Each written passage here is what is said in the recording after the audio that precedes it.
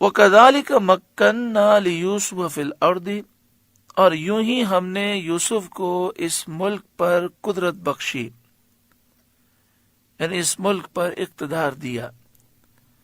يَتَبَوَّأُ مِنْهَا حَيْثُ يَشَاءُ، اس میں جہاں چاہے رہے. سب حضرت یوسف علیہ السلام کے تحت تصرف ہے. یعنی اللہ تبارک و تعالی نے پورا ملک اور ساری چیزیں حضرت یوسف علیہ السلام کے تصرف میں دے دیں.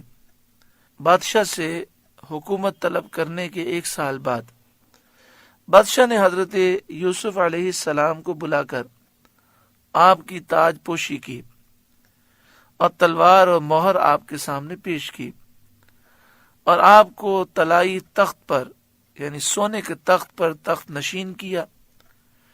وہ تخت جواہرات سے مرصع تھا، جگہ جگہ اس میں ہیرے جواہرات لگے تھے، اور بادشاہ نے اپنا ملک آپ کو سپرد کر دیا، اور قطفیر عزیز مصر کو معزول کر کے آپ کو اس کی جگہ والی بنایا، اور تمام خزانے آپ کو سپرد کر دیے، اور سلطنت اور حکومت کے تمام امور آپ کے ہاتھ میں دے دیے، اور خود آپ کا تابع ہو گیا کہ آپ کی رائے میں دخل نہ دیتا تھا اور آپ کے ہر حکم کو مانتا تھا. اسی زمانے میں عزیز مصر کا انتقال ہو گیا. تفسیر روح البیان میں ہے کہ عزیز مصر کے انتقال کے بعد زلیخا نے جنگل میں ایک جھوپڑی ڈال دی، اور سارا مال انہوں نے اپنا خرچ کیا. یعنی کوئی بھی شخص آ کر ان کے سامنے حضرت یوسف علیہ السلام کا ذکر کرتا تو وہ اتنی خوش ہوتی کہ اپنا مال ہیرے جواہرات اسے دے دیتی، یہاں تک کہ سارا مال انہوں نے خرچ کر دیا. اب بھوک و افلاس کی زندگی تھی. جھوپڑی میں وہ رہتی تھیں اور نابینا ہو گئی تھیں، بڑھاپا آ چکا تھا. بعض مفسرین نے کہا کہ اس وقت ان کی عمر 90 سال ہو گئی تھی. ایک دن انہیں معلوم یہ ہوا کہ فلاں جگہ سے حضرت یوسف علیہ السلام کی سواری گزرتی ہے، تو وہ اپنی جھوپڑی وہاں لے کر آ گئی. جب بھی حضرت یوسف علیہ السلام کی سواری گزرتی تو یہ جھوپڑی سے باہر نکل کر حضرت یوسف علیہ السلام کو پکارتے ہیں. لیکن لوگوں کا شور اتنا ہوتا، اتنا بڑا لشکر ہوتا کہ آپ کی آواز کی طرف حضرت یوسف علیہ السلام کی توجہ نہ ہوتی. اللہ تعالیٰ کی حکمتیں تھیں. زلیخا اس وقت بت پرست تھیں. ایک دن انہیں غصہ آیا، اپنے بت کو توڑ دیا اور کہا کہ تو بھی بڑا نکما ہے، کسی کام کا نہیں ہے، اور تیری جو پوجا کرے وہ بھی انتہائی بے وقوف ہے. پھر کہنے لگی میں یوسف کے رب پر ایمان لائی. پھر انہوں نے سچے دل سے توبہ کی. پھر وہ اپنی جھوپڑی کے باہر ایک دن بیٹھی تھیں. حضرت یوسف علیہ السلام کی سواری دور سے گزر رہی تھی تو انہوں نے ایک جملہ کہا.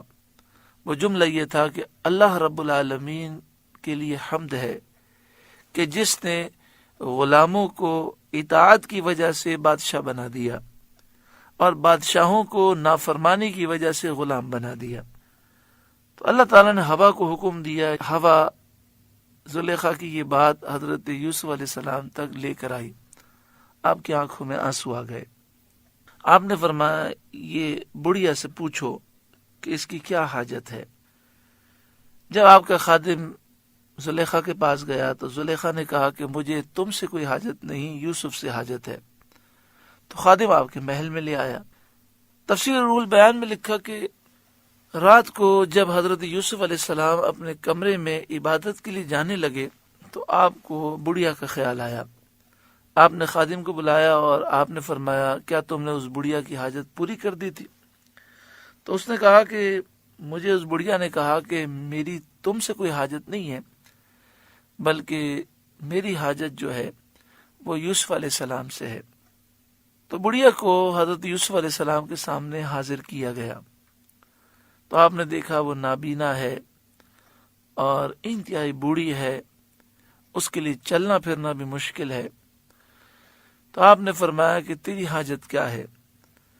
تو اس نے کہا کہ یوسف علیہ السلام میں زلیخا ہوں، میں نے بہت گناہ کیے، اب میں آپ کے رب پر ایمان لائی ہوں، میں نے توبہ کی ہے۔ تو آپ دعا کریں کہ اللہ تعالیٰ میری مغفرت فرمائے۔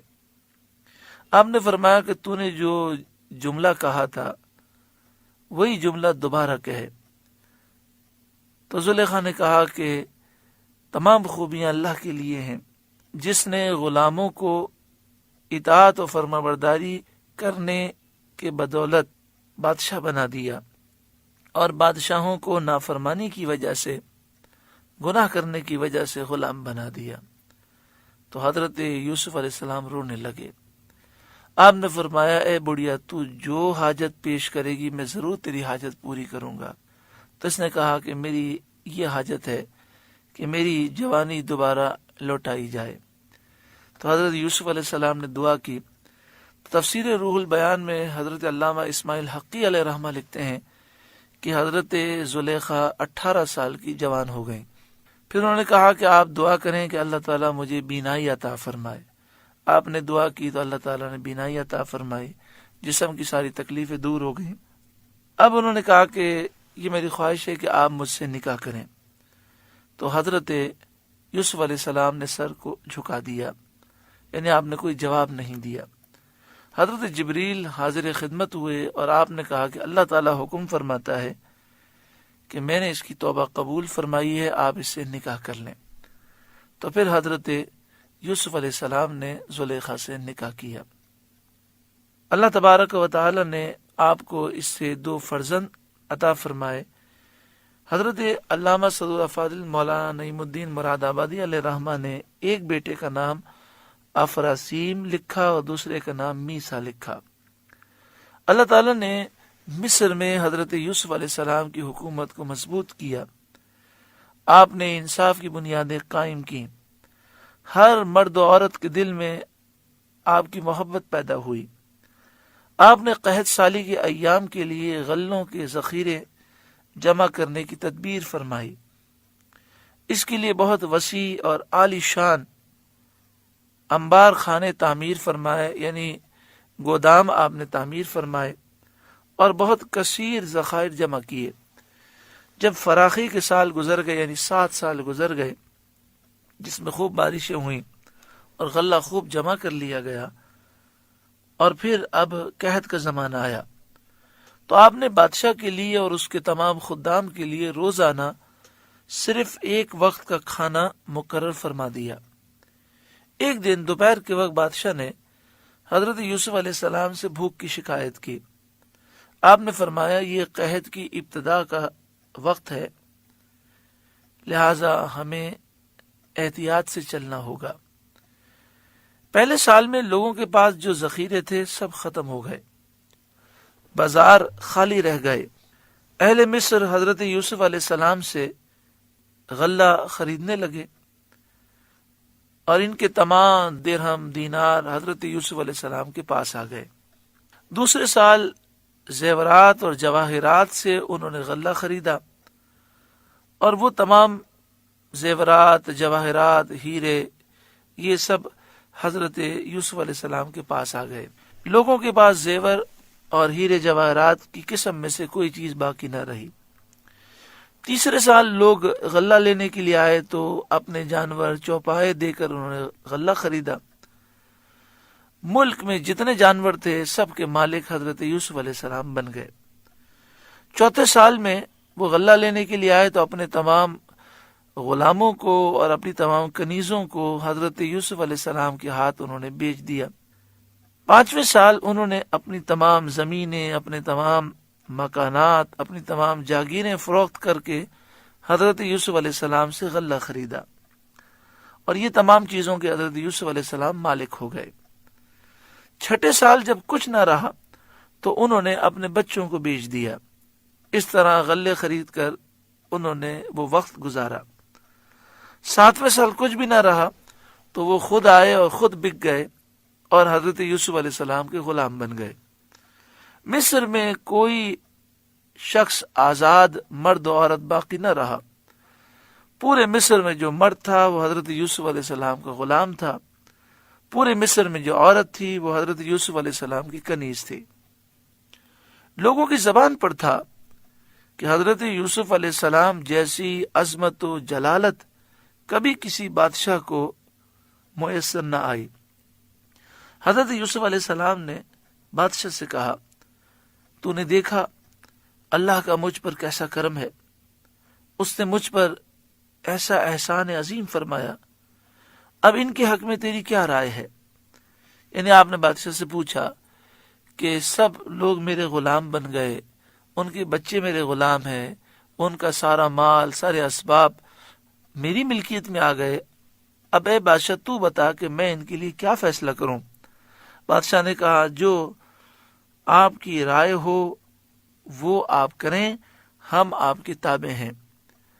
تو حضرت یوسف علیہ السلام نے فرمایا، میں اللہ کو گواہ کرتا ہوں اور تجھ کو گواہ کرتا ہوں کہ میں نے تمام مصر کے لوگوں کو آزاد کیا اور ان کے تمام مال اور ان کی تمام جائیدادیں، تمام جاگیریں واپس کی۔ یہ جو قحط سالی کا زمانہ تھا، اس میں حضرت یوسف علیہ السلام نے کبھی پیٹ بھر کر کھانا نہیں کھایا۔ آپ سے عرض کیا گیا کہ اتنے عظیم خزانوں کے مالک ہو کر آپ بھوکے رہتے ہیں۔ آپ نے فرمایا، اس اندیشے سے میں سیر ہو کر نہیں کھاتا کہ کہیں ایسا نہ ہو کہ میں بھوکوں کو بھول جاؤں۔ سبحان اللہ، کیا پاکیزہ اخلاق ہیں۔ مفسرین فرماتے ہیں کہ مصر کے تمام مرد اور تمام عورتیں حضرت یوسف علیہ السلام کے خریدے ہوئے غلام اور کنیزیں بن گئے۔ اس میں اللہ تعالیٰ کی یہ حکمت تھی کہ کسی کو یہ کہنے کا موقع نہ ہو کہ حضرت یوسف علیہ السلام غلام کی شان میں آئے تھے اور مصر کے ایک شخص کے خریدے ہوئے ہیں، بلکہ سب مصری ان کے خریدے ہوئے اور آزاد کیے ہوئے غلام ہوں۔ اور حضرت یوسف علیہ السلام نے جو اس حالت میں صبر کیا، اس کی یہ جزا دی گئی۔ یعنی اللہ تعالیٰ نے چاہا کہ کوئی یہ نہ کہہ سکے کہ یوسف سے غلام تھے اور بادشاہ بن گئے۔ سب کی زبانوں پہ جاری ہو گیا کہ پورے مصر کے تمام لوگ حضرت یوسف علیہ السلام کے غلام تھے اور سارے مال حضرت یوسف علیہ السلام کے تھے، اور حضرت یوسف علیہ السلام نے احسان کیا اور سب کو آزاد کیا اور ان کے مال انہیں واپس فرمائے۔